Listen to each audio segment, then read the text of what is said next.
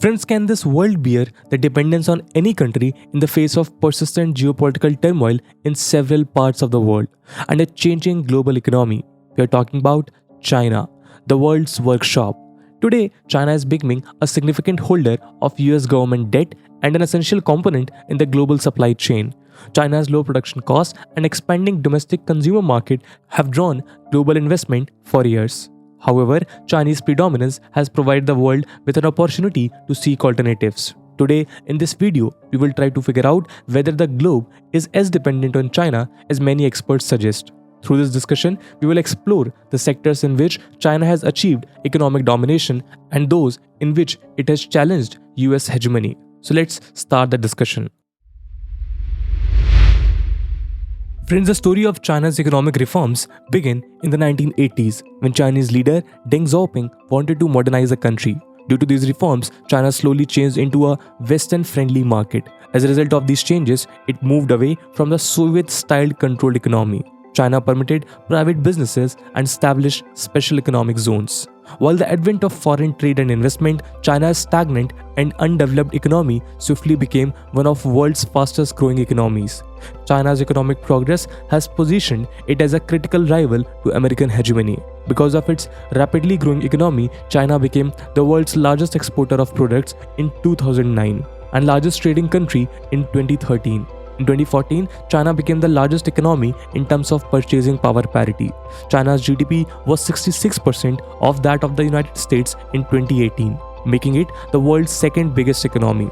According to a study, China is now the largest export destination for 33 nations and the most important source of imports for 65 countries.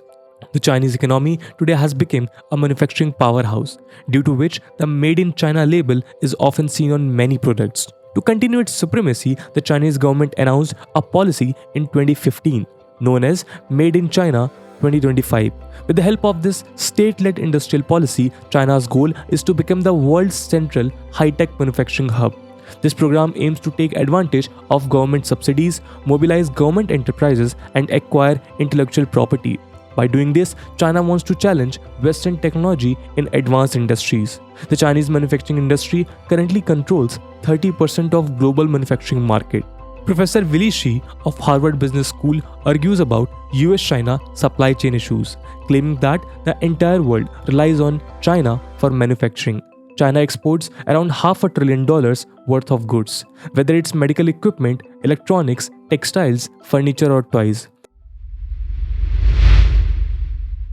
The world's dependence on China has become even more evident after the COVID-19 pandemic. The COVID-19 outbreak had a devastating impact on China's supply networks. Due to low production, the supply shock decreased companies' revenue to a point that a situation of recession was created. There is a debate among countries to diversify the supply chain. This necessitates establishing supply linkages with nations other than China. On the other hand, other nations' reliance on Chinese industries snowballs. World Bank chief David Malpass recently suggested that diversification may benefit everyone. However, it is still a long way from reality. According to Bernstein analyst, China's proportion of global exports increased to 15.4% last year, up from 13.1% in 2019. China was the world's top exporter last year. China exported goods worth $3.3 trillion to the US and other markets. In fact, in 2021, its overall trade with United States climbed by more than 20%. The European Union experienced a similar situation. China's trade with the EU stood at $828 billion. In 2019, China received 38% of Taiwan's overseas investment and 10% of Japan's investment. Trade between India and China is constantly rising despite border and other problems. According to the Department of Commerce data, the two-way trade between China and India was more than $114 billion in 2021. India is currently reliant on China in two ways. China is India's most significant source of imports and its third largest export destination. Today, China has become Africa's most important trading partner. According to the Ministry of Commerce of China, in 2018, the two-way trade between China and Africa stood at $204 billion in 2018. Besides Africa, China has also become the largest source of foreign investments in the Middle East. Even though Russia is a crucial player in Syria, still Chinese enterprises have used their financial resources to build ports, highways, and railway tracks in the war-torn nation. China's Belt and Road Initiative includes 21 Arab nations. The Belt and Road Initiative is a multi-billion-dollar initiative that will connect China to markets in Europe and Africa by reviving the historic Silk Road. In 2020, China exported goods worth about 17.7 trillion yuan to BRI countries. Let's look at the primary areas that account for the majority of Chinese exports. Friends, many industries such as services, agriculture, manufacturing, and technology have aided China's growth. By the end of 2020, machinery goods and electrical equipment such as personal computers, furniture, bedding, lighting, and plastics were China's leading exports to the United States and rest of the world. Textiles, apparel, cell phones, and integrated circuits were also covered in this. In the same year, China exported the largest number of personal protective equipment, including 224 billion respiratory masks and 2.31 billion protective suits. In terms of services, China exported $281 billion worth of services to the United States in 2020, with commercial services accounting for $278 billion. China's travel and transportation services exports were at the top of the list of commercial service categories that year. China also have a significant vehicle manufacturing business and is the world's largest automaker. China manufactured more than 12.8 million automobiles in September 2021, much more than United States, Japan, or Germany combined.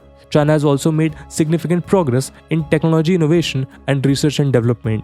In recent years, China has been a critical participant in digital economy and artificial intelligence technology. The fact that the 14% of American information technology sector's income originates from Chinese market alone explains the Chinese dominance. Aside from this, semiconductors are a vital component of China's global economic hegemony. China's semiconductor manufacturing industry has progressed significantly over time.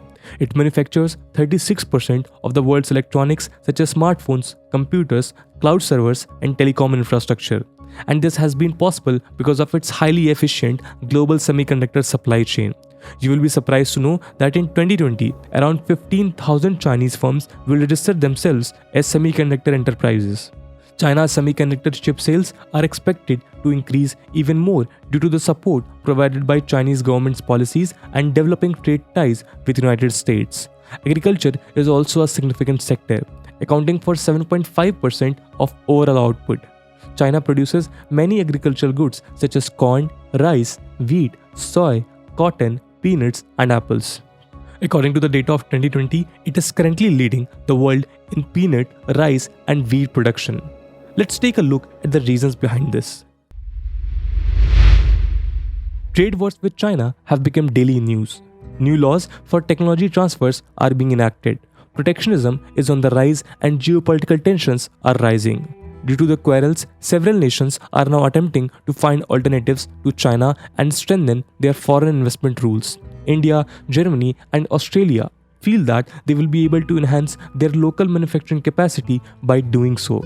China itself wants to rely on its domestic demand instead of foreign demand. This is because China's exports have been declined in recent years. It is expected that China's imports will grow faster than its exports, reducing the country's importance in the global economy. China's global competitiveness is also affected by rising labor costs. This is mainly seen in labor-intensive production processes. If this trend continues, global manufacturing will shift away from China towards nations like Vietnam with cheaper labor cost. Labor-saving technologies such as automation and robotics, physical incentives, and tax credits for local employment, etc., will take the manufacturing process closer to the consumers in developed countries. If this happens, the world's reliance on China's manufacturing hub would be reduced significantly. In any case, China's global connections are currently deteriorating. According to a recent Pew poll, 76% of Americans are wary of China or have an unpredictably negative attitude about it. This isn't only a problem in America. In many countries around the world, there is a lot of hostility and skepticism about China. There are concerns such as China's responsibility for COVID, human rights violation in the Chinese region of Xinjiang, and the national security law forcefully enforced by China in Hong Kong.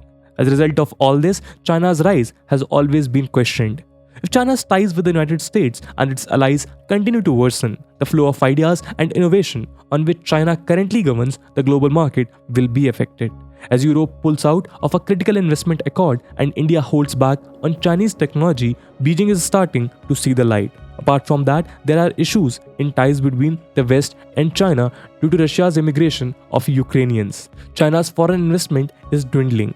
In recent years, China has experienced several crises. The main reason for this is increasing debt, due to which both private and government-owned businesses are becoming defaulters. This is particularly evident in the real estate sector, where a business called Evergrande suffered a similar fate. Despite the world's current reliance on China, this reality cannot be underlined. So friends, this was an analysis on the world's dependence on China and why it might affect in the near future. Apart from that, this video is relevant from the perspective of UPSC mains exam, and questions from the GS2 area of international relations may be asked.